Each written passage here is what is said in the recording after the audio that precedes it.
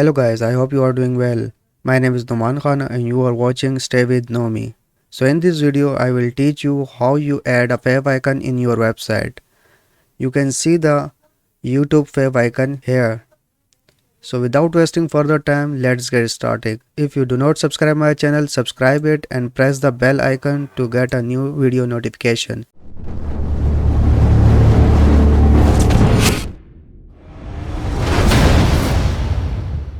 Go to your WordPress dashboard, just click on Appearance and here you can see the Customize option. Click on it. Here you can see the dashboard of customization. Click on Site Identity and here you can see the site title cryptocurrency. You can see here and you can also add a tagline here. Just click on Select Site icon and here you can see the logo. Click on it and select. Here you can see adjust your logo size. Skip cropping. I don't want to skip the logo. Skip cropping and here you can see the logo is updated.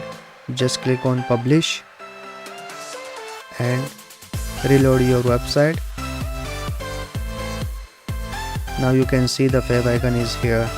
So I hope you like this video. Subscribe my channel if you don't subscribe and press the bell icon to get a new video notification. So we will meet in the next video.